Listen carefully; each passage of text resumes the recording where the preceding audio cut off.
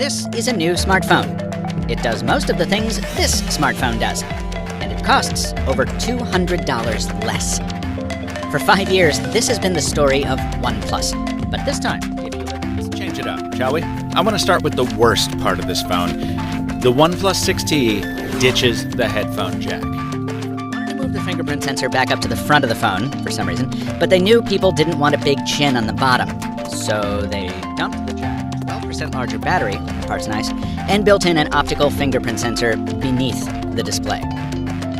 Was it worth it? Sometimes. See, the sensor usually works well. I've programmed 3 fingers to it, and some of them log me in smoothly, while others take a few tries. I do like it on the whole. You can change this animation, by the way, if the lightning storm isn't here. The immediate predecessor to this phone was one of the best reviewed of the year, the OnePlus 6, so it's no surprise the company carried over a few things. All 3 cameras have identical hardware, with some minor tweaks to help with noise reduction.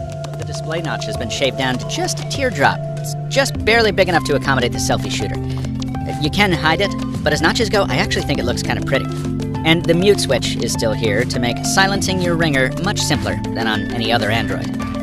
Sharp-eyed folks will notice that these volume callouts look a lot like those on the newest version of Android, and that's because the custom software here is based on it. It doesn't stop with Android Pie either. Remember the confusing gestures I called out in my Pixel 3 review? Well, OnePlus offers its own in their place. And yes, they're better. I still prefer the buttons though, so I'm happy that option is here too. And there's also a funky hybrid mode that kind of walks a middle ground. Along with the various things that come in the box, the case, charger, the aforementioned dongle, there's a letter from the company's CEO who encourages you to look at the phone with curious eyes. Well, it's good advice. You'll find tiny customizations buried everywhere, some new and some familiar.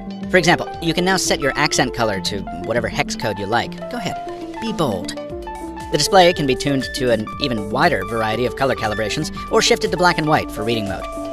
Those nav keys, if you keep them around, can be set to do things like spring the notification shade on a double tap. And if you double tap on the wallpaper instead, you can now put the phone to sleep, or wake it up. Oxygen OS is really good about these little tweaks, and with the help of the usual prodigious spec sheet, the phone builds them in without slowing itself down.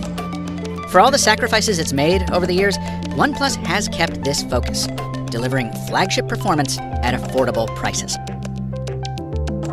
Let's talk about those prices, shall we? Each year, OnePlus has asked a little more for its phones, and each year I've gotten increasingly annoyed with that price creep. But in 2018, the market has done OnePlus a favor, as smartphone prices are up across the board. The Pixel 3 at $799, the Razer Phone 2 at the same price, the iPhone XR at $750. Compared to those, the OnePlus 6T is a bargain at a starting price of $549.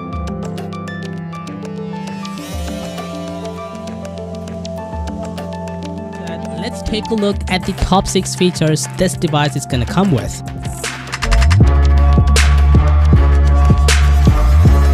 This isn't a secret anymore, having been officially confirmed by OnePlus. There will be an in-display fingerprint sensor in the OnePlus 6T, and this is one of the most hyped features of the device. OnePlus giving the 6T an in-display scanner would make it the first phone in the United States to launch with this technology. To successfully authenticate your print, the display lights up a section where you rest your finger, and then the phone reads your fingerprint from beneath the screen. That's why this technology is only viable on OLED smartphones. LCDs aren't thin enough, and adding all the necessary components have resulted in the 6T being 0.45mm thicker than the OnePlus 6.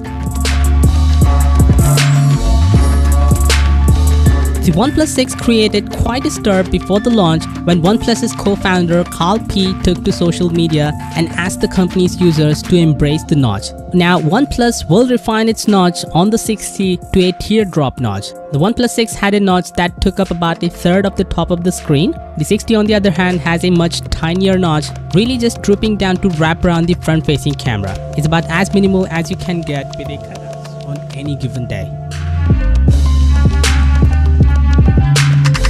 Because let's face it, they want to make more money by selling their new Bullets wireless headphones.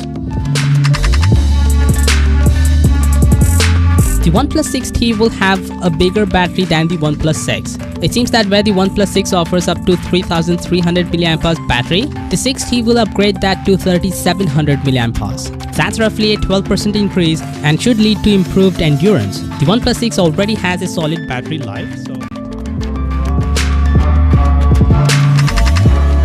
The OnePlus 6T will be one of the few phones to have the Gorilla Glass 6 protection. The glass will survive up to 15 drops from 1 meter height and can be up to 2 times better than the Gorilla Glass 5. But its scratch resistance remains the same as the previous generations. So, although the company claims the new generation of Gorilla Glass is better, you shouldn't expect the OnePlus 6T made to be more scratch resistant. So, of course, that being said, let me know your thoughts. Are you excited about this device?